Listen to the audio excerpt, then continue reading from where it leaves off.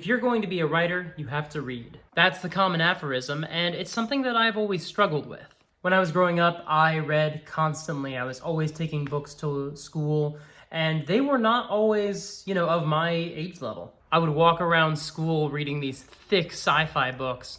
I don't really remember a lot of them. I know I read Dune, but I don't remember anything about it. At some point, I definitely need to reread Dune because I have definitely read it, but I don't remember it. I would walk around school with my nose in a book, instead of making like friends and stuff. When I was in elementary school, I would actually loan out books of Calvin and Hobbes comics or Garfield comics like I was a library. I had little tickets. I drew tickets with like drawings of Calvin and Hobbes from different panels in the books. And like, if you gave me a ticket, I don't remember how the tickets factored into it. Like, were they a library card? What was I doing with them exactly? I just remember having a bunch of them. But as I got older, I stopped reading as much for pleasure, and I really miss it. My family has sort of a range of reading levels. My parents are incredibly voracious readers. And a couple of years ago, we started doing an annual reading challenge. The goal was to read 12 books every year.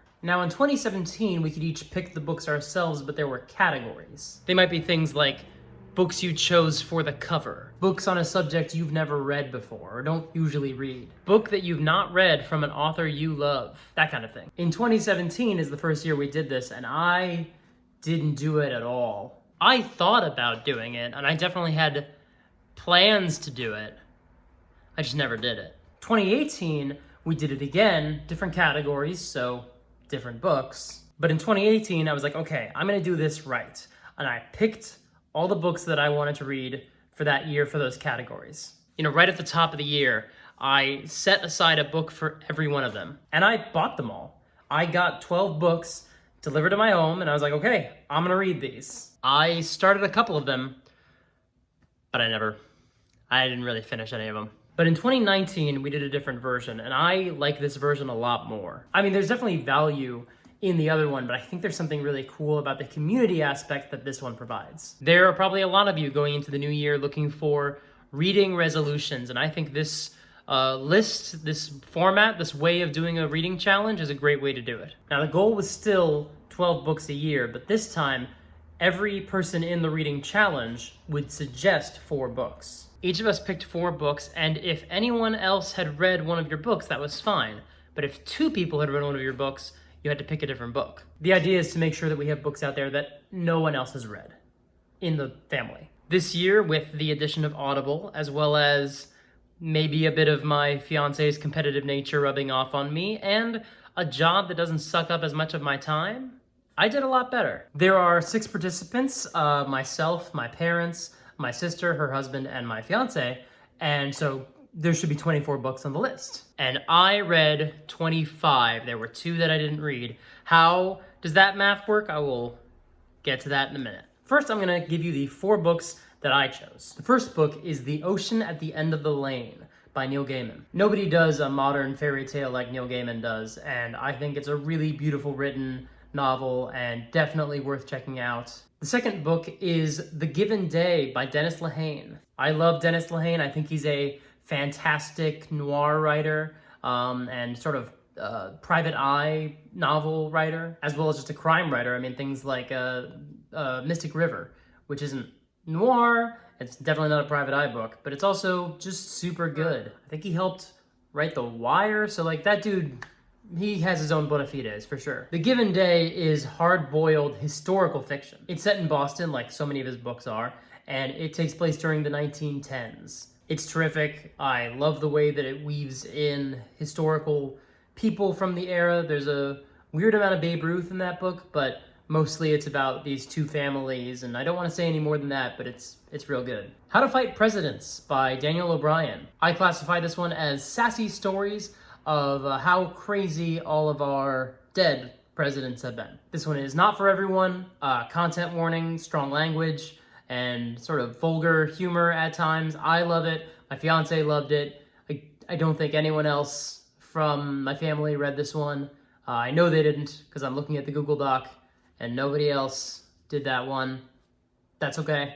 I feel like my dad might appreciate it, but also it might bother him. So I don't know, my mom definitely wouldn't like that one, so that's fair. That was really on there for the young people. The last one on my list is Different Seasons. It's a short story collection by Stephen King. And it's got some sort of well-known ones in there, like The Shawshank Redemption. Ever heard of it? It's actually one that I would say the film is probably much better than the novella, just because it has more room to breathe and some fantastic performances. But the novella is really good as well. There's also Apt Pupil, which aged pretty frighteningly. That one was also adapted to a movie. There's The Body, which is Stand By Me, under a different name. And the fourth one is, I think it's called A Winter's Tale. I don't think anyone could adapt that one, because it's about stories within stories, but it's also really good. Now, those are the ones that I suggested. Those are the ones that I'd read going into 2019, and I hadn't read anything else that anyone else suggested, so going through this list, these are my reactions to these books that my family suggested. The first book on my sister's list is The Immortalists by Chloe Benjamin. It's about 4 young people in New York who are told in the, I believe it's the 70s or maybe late 60s, the dates they are going to die, and how that information affects them as they grow up and sort of go through life. And it's not an uplifting book by any means. The second book is also not very uplifting. It's called Evicted. It's by Matthew Desmond, and it's just an analysis slash recounting of some people that he was, sort of following and taking accounts of, and the various ways that they were struggling with eviction. It's good. It's good. It's a bummer. The Girl with All the Gifts by M.R. Carey, which I always slightly misread as Mariah Carey. I'm always just like, is that, no, that's not what I said. It's really good. I don't want to say a lot about it, but I'll say that it's post-apocalyptic, and it has some tropes that you might expect, but they're handled very differently than you might think, to the point where you don't necessarily. I don't want to say anything about this, but it's really good. We like this one a lot. My fiance and I, that was one of the first ones that we both read early in the year, and we've talked about that one a lot. It sort of entered our lexicon, just like some of the verbiage referring to some of the, I can't say anything about the book. Read it. It's really good. Radium Girls by Kate Moore. So, back in the 50s, people used to put radium in a lot of things because they thought, like, sure, a lot is unhealthy because of bombs and stuff, but a little bit is probably really healthy. Like, they sold radium-flavored water as, like, a cure-all. And, like, yikes. Now, mostly it wasn't actually radium, but for some people who were painting glow-in-the-dark dials on watches and dipping brushes into radium-based paint and then licking the brushes to get them damp.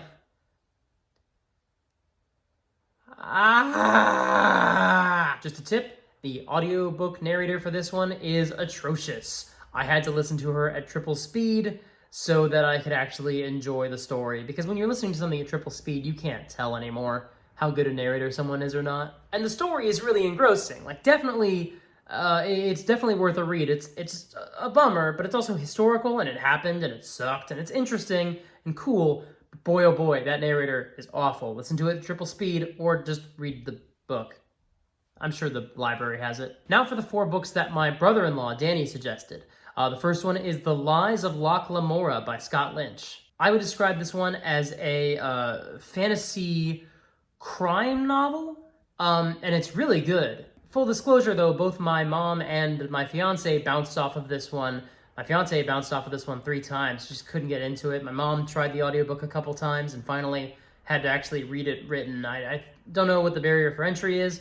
I admit that there's some time jumping that threw me for a loop early on, so that's probably what they're reacting to as well. But, like, if you like Dennis Lehane, and I do, it's basically a Dennis Lehane novel, but in a fantasy version of, like, an Italy-inspired fantasy world, or fantasy city, I should say. It's great, and there are 2 more books in the series so far, so I'm probably going to try to read both of those in 2020. Not for the reading challenge, just because I want to read them.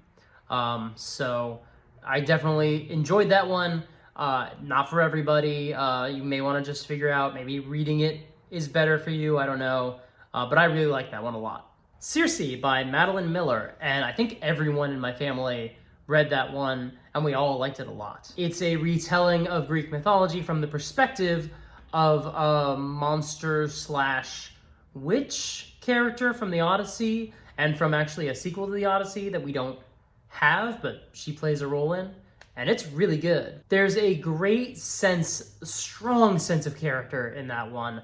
I would definitely check out that one. It's a very human story about gods and dryads and nymphs and stuff, and like, it's awesome. Check it out. 1776 by David McCullaugh.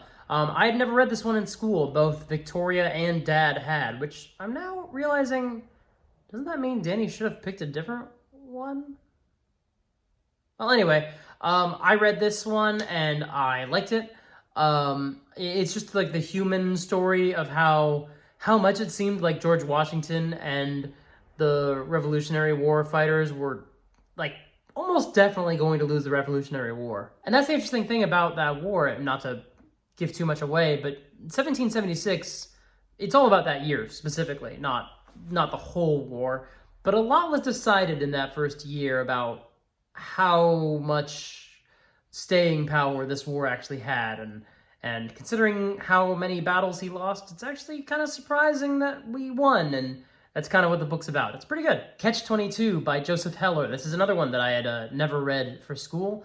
Victoria had read it, and Dad read it during the course of this year, and he thought it was like kind of weird, and I read it, and I thought it was super weird, and also really liked it. It feels more modern than I expected it to. There's something about books from like the 50s or so, yeah, I think that's from the 50s. And some of them feel like they are written in the style that we would not use anymore. Catch-22 does not. Catch-22 is very deliberate, very careful, and super weird. It has repeating dialogue in conversations, and it repeats scenes in different ways, and it is meant to drive you a little bit mad because that's the experience that the soldiers, or the airmen I should say, are going through. I will say it didn't feel especially modern in the treatment of the female characters. Go into that with that understanding. Doesn't treat them especially well. But also it's about a bunch of dudes slowly going insane during the course of the war. So it's got a little bit of Lord of the Flies, Jarhead vibe to it. I'm curious to check out the Hulu adaptation, because that one looked pretty mental, and I'm interested in it. But the book is excellent, so I would heartily recommend that. It's weird, but on purpose. Now, my father suggested 4 books, and for 2 of them, other people had already read them. Liz and Danny, my sister and my brother-in-law, had both read the final 2 on the list. And what he should have done is taken them off, but instead he just added 2 more. So he has 7 on the list. I read all but 1 of them. Hey, it's Editing Mike here, and I just realized that math doesn't work at all. I don't know why he had 7 books. He should have had at most 6. I think he just cheated. The first one in his list is The Lathe of Heaven by Ursula Le Guin. This one's excellent. I've heard a lot about Ursula Le Guin as a science fiction and fantasy author. I've never read any of her stuff before. This is my first Le Guin, and I liked it a lot. It's interesting because it actually reminds me, it's got a definite like Neil Gaiman vibe, or probably more accurately, I should say, Neil Gaiman short stories that I've read have an Ursula Le Guin vibe, because that's probably closer to how it actually went down. But I really liked it. It's about someone whose dreams make things happen. Not gonna say any more than that, but it's good. Check it out. The second item on his list is Magpie Murders by Anthony Horowitz, and it's a murder mystery within a murder mystery. I thought this one was excellent, and it made me a little bit jealous, and there's some fantastic writing in there, and story plotting, and it's just super well done, and I loved it a lot. There's actually a sequel that's being developed. I'm not sure how that's going to work, but I will say, if you're interested, don't look up the synopsis for the sequel until you finish this one. I made that mistake and it spoiled some stuff, so don't look at the sequel yet. Just check out this book. It's pretty good. If you like sort of parlor room scenes and things like that, this book definitely plays on like Agatha Christie and Sherlock Holmes and all of that sort of environment and genre. So check this one out if you're into that. And if you're not, you should check it out because it's great. Fools and Mortals by Bernard Cornwell. This is an excellent novel about William Shakespeare's younger brother, Richard, who is in the company that of performers that Shakespeare has, and is just sort of really resenting the fact that he always plays a woman. And it's not like this big sweeping, like, oh, Shakespeare faked his plays. It's not one of those, which is what I was worried about. It's just about Shakespeare's brother, and his resentments, and it's just sort of a very personal drama. And I loved it. I thought it was really good, and I definitely recommend it. Dreams from My Father by Barack Obama. I miss Barack Obama. This one's interesting because, with the exception of the afterword, which is just his speech from the 2004 Democratic National Convention, there's not a lot of foreshadowing that this guy's going to be the president. It's just an accounting of his life, and there's no real commentary on his political career except for the little bit that he had done by the point that he was writing the story. It's good. It's a well-told biography, or autobiography, I should say. It was a well-told memoir, but it doesn't really have much to do with his political life, which, you know, that might be a good thing or a bad thing. I thought it would have been a little more interesting to see that side of him. There's another book, The Audacity of Hope, which I think touches on more of that. I'm excited to read that one. I'll probably read that one in the new year. But it's a good book because Barack Obama's like a good writer. Now we come to the first one on his list, the first one on anyone's list that I did not read, Ready Player One by Ernest Cline. I have mixed feelings about Ready Player One. I haven't read it, and I haven't seen the film. So I am judging this from a perspective of not having experienced it. And normally, I really hate that. I hate when people make judgments on things they haven't seen. However, I have heard excerpts from the novel, I have seen clips from the films, I have heard synopses of both, so it's not an entirely uninformed decision, I would say. I do have this audiobook, so I may end up reading this one at some point in the new year. I got it for free, actually, as part of a download for Science and Technology, which I was like, okay, like, regardless of my feelings on this book, I don't think this counts. I also had Hitchhiker's Guide in there, and I'm like, that is, like, I'll maybe give you Ready Player One as like a science and technology thing, but Hitchhiker's Guide is like a goofy, silly one. That's not, that's really stretching it. And like other things on that list were like Neil deGrasse Tyson. Like, I feel like Ready Player One and especially Hitchhiker's Guide did not belong in that list, but regardless.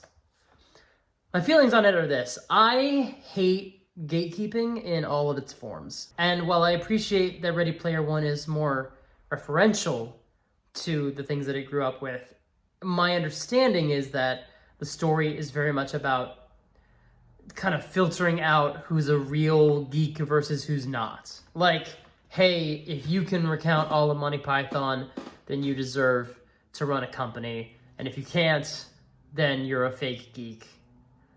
And I really dislike gatekeeping and any of its forms, and especially a whole novel that is about a whole culture of it. I don't know. I get that some people like it, and people that I like it, and I don't want to take that away from them. I'm just not that interested in it. But I might check it out at some point. I don't know. We'll see. But it's not one that I read during this year. The next one on the list is Lion by Saru Brierley, and it's really excellent, based on a true story. It's moving, it's personal and emotional. I will say, I have not seen the film, but after I read the book, I did watch a clip of the end of the movie, and I just wept openly. So this actually might be one where, like, the movie gets you everything you need to know, but I think the book is really good. So I would say read the book, and then I want to watch the movie, so I'll probably do that too in the new year, because I liked this one. I thought it was really interesting and well done, and it's like a real thing. It really happened to him, so like definitely worth checking out. The last one is Hillbilly Eulogy by J.D. Vance, and it's about the author's life as a redneck hillbilly, and it sort of reads as an interesting companion piece to Evicted. They're very different. Evicted focused a lot on especially African-American people, There were a few white people in the story, but mainly it was about more systemic problems, and a lot of those tend to affect African-American people more, and people of color generally more. But Evicted also shines light on the redneck, red state lifestyle, and not that everyone in the red state is a hillbilly, but the people who are hillbillies tend to be in red states, and the experiences that this writer went through, and how he makes a good point of focusing on how lucky he was in the fact that his life was able to leave that community. And it was not just the fact that he had certain test scores, but he was lucky to get the chance to take those tests again, things like that. It's interesting. It's definitely worth reading. An interesting companion piece to Evicted, one with a little bit more of a hopeful message, though they both do end by saying, hey, this is a problem. Yup. Now we go on to the books that my mom selected. The first one on her list is The Gun Cellar by Hugh Laurie. Yes, the one from House. It's good. It's sort of a spy detective story, but it's got a very, very funny sense of narration. It's got a real, like, Hitchhiker's Guide tone to it. And maybe it's just the British comedy element that joins them, but the way that he frames his sentences, the way he does the narration is really funny and really entertaining. I did take this to 4 stars instead of 5 when I did my Goodreads review, because I feel like Hugh Laurie really wanted to play the main character, because he makes a point of like, hey, this main character is really thin and tall and does a really good American accent, and all these attractive young women he has these interactions with, and I'm like, okay, all right. Just seemed very obvious that he wanted to play this character. But I think it's really well done. Definitely worth a read. I thought it was excellent. 3 a.m. by Nick Pirog. The premise is that this guy is only awake for an hour every night, from 3 a.m. to 4 a.m., and on one of these nights he happens to witness or see a bit of a murder. Kind of like Rear Window, mixed with, I was gonna say 24, but that's not exactly right, but the element of 24 of like only having an hour to accomplish so much. I think it's an interesting premise. I think that I only gave this 4 stars as well because I think it has a bit of a sloppier ending than I was looking for. It's not a bad ending. I think it's just the problem of, if this guy can only be awake for an hour, there's a lot you have to accomplish if you want to do your resolution within that time frame at the end of the book. But it takes place over several days. It's not 1 hour for the whole story. I also felt like there's some scenes where he talks to his cat that go on kind of way too long, and they're written kind of like Han and Chewbacca or Rocket and Groot, where it's like, okay, you're assuming a lot about what this character is saying, but in those cases, I assume that they do understand the character. In this case, he's just talking to a cat for kind of way too long, and it kind of, I don't know, I wasn't wild about that. But I thought it was fun. The third one is The Path Between the Seas, also by David McCullaugh. This is the other book on the list that I have not read. It's about the Panama Canal. The audiobook is 35 hours long, so I haven't listened to it. I haven't. I might listen to it in the new year, but I don't know if I care enough about the Panama Canal to justify 35 hours of audiobook. So we'll see. The fourth item on her list is The Rosie Project by Graham Simison. It's adorable. If you like romantic comedies, you will like this book. It is about a professor who very clearly has Asperger's and lectures about Asperger's and studies. He's a professor. He's a professor of, stuff.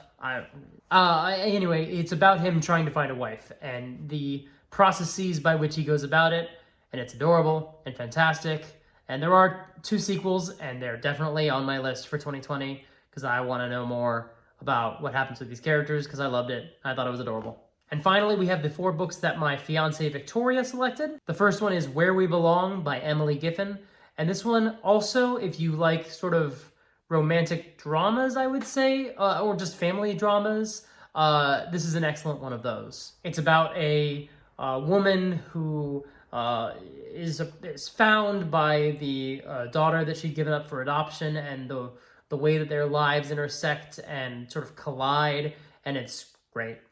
That's all I have to say about it. It's really good. You should read it. The narration is also really good. The audiobook for this one is very well done. Next is Year of Yes by Shonda Rhimes, from all those TV shows that people love, because she's a very successful writer. But it's about how she closed herself off from a lot of experiences and about all the different ways that she learned to say yes to things in her life. At first glance, it sounds like, well, it sounds like the movie Yes Man, but it also sounds like, how much can you really expand on that? How is that a full book? I think she does a good job of taking into account where sometimes saying yes isn't just, yes, I want to experience this, it's also choosing between two things.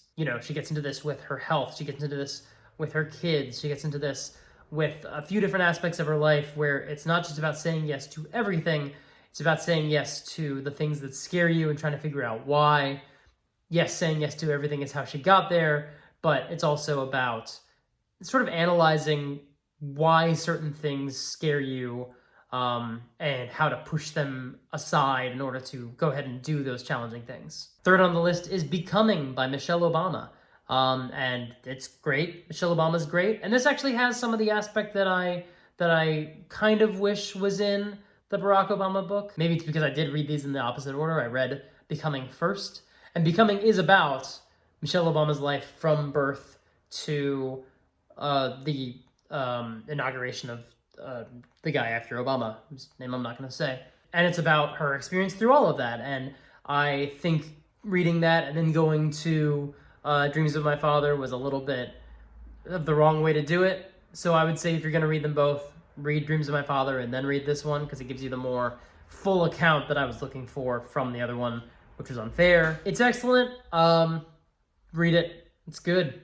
I miss the Obamas. They were nice, and I liked them. The final item on the list is Burned by Ellen Hopkins. It is a novel, and it's a teen drama. It's good. It gets a little dark, but it also does a good job of making sure that all the twists and turns feel motivated. It's probably the most sort of CW Riverdale style of these 4 books, so, kind of know that it does escalate and does turn in surprising directions maybe, but I liked it. I thought it was a well-told story.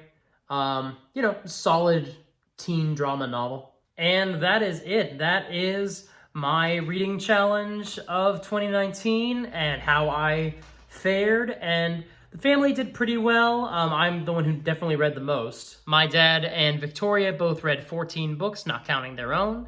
The others did not do quite as well. I don't think any of the others broke 12. Not putting anyone on blast, just saying that I'm better than all of them because of this. And only this.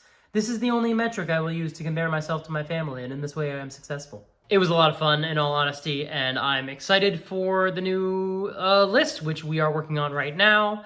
And in my next video, I'm going to share those books with you. I'm going to share my TBR list for 2020, at least for the reading challenge. I have other books that I'm working on as well that are not on there. I'm reading Dennis Lehane, I'm reading Victoria and I are reading Neil Gaiman's Norse Mythology as we're going to sleep. So other books as well besides the ones on the reading list. But if you're gonna write, you gotta read. And I think audiobooks, as well as a job where I do more data entry and can kind of listen to stuff, is a nice way for me to start getting that into my system. Don't worry, next week's video is going to be shorter than this one. But I just wanted to kind of share a lot of books with you because books are cool and I like them. That's why I'm writing one or 2 or a bunch. If you like the video, there's a button that's the thumbs up, and that's the liking it button. One day I'm gonna say that sentence like a normal human being, but today is not that day. If you wanna see more videos from me, subscribe, because that's how that works. Ring the bell if you wanna know about the videos like that. Well, but like a bell sound. Imagine that made a bell sound. Thanks for watching. I love you, Victoria.